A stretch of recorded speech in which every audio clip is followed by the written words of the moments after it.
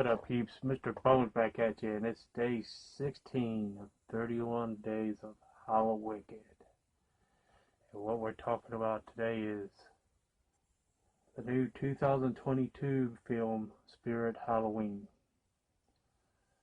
This movie starts off with a backstory starring Christopher Lloyd as Alex Windsor, who is a cranky old asshole old man trying to take the land of this young black lady and her child, which turns out to be a witch, I guess, or just knows some shit, voodoo shit or something, I don't know.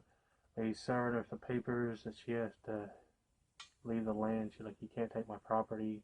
He's like, it says I can, you better be gone by 48 hours or there'll be tractors tearing everything down, or maybe you should just stay for the fireworks or some shit.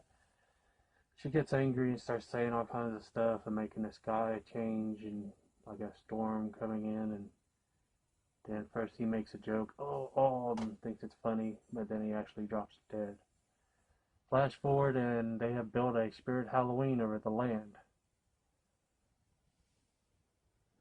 Then you meet Jake, Carson, and Bo, and Carson's sister Kate.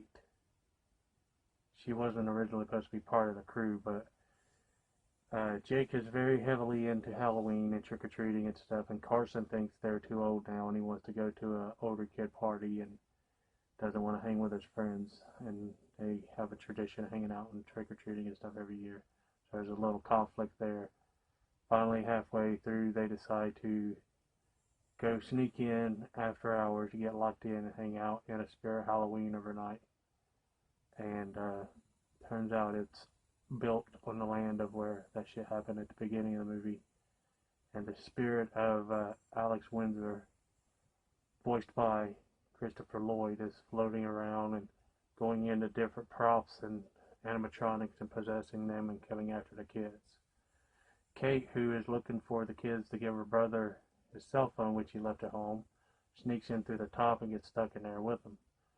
And they have to try to figure out how to defeat him and make him go back to wherever he came from. This was an alright, decent movie. It was a fun watch, but when I first heard rumors of them making a Spirit Halloween movie, I'm like, how are you going to make a movie about a horror movie novelty shop?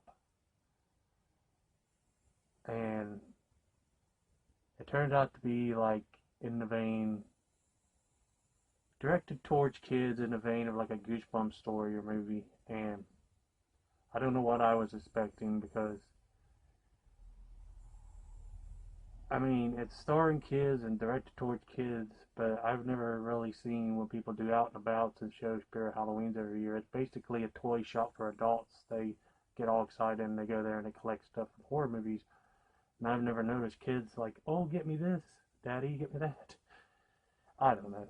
Like I said, it was a decent watch, but like a kid-type movie in the vein of Goosebumps and shit. That's what I watched. Peace.